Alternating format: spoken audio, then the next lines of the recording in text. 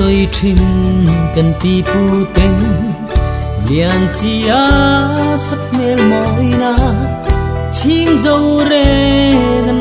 lo nghe za len zingan tu khát chu a chu noi lian an vai soi man lo ving lian ka na chu nu e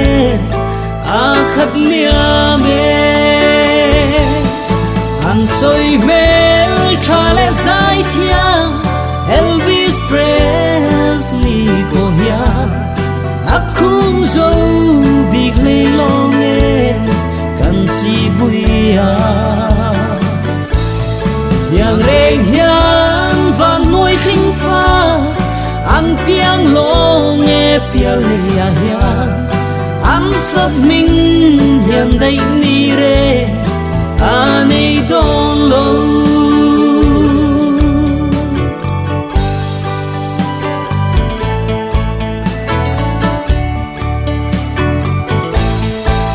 soi trin kan pi pu ten bui zo va zai la thiam na ching zo re ngam lo nghe za len singa a zai ngai tu chu num boi te min du long tin bia tu di a kan nen ten alo lane an soi mel tra le zai thia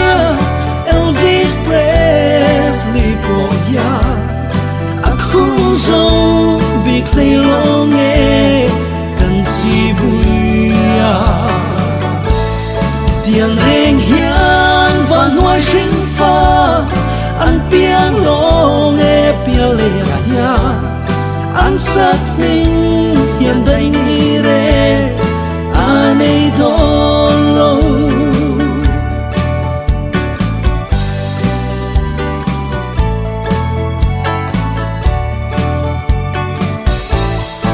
an soi mel tra le sai thiang Elvis Presley bohia akung zo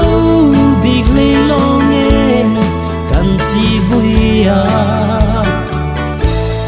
tiang reng hian va nuai sing fa an piang long e pia le ya an sát minh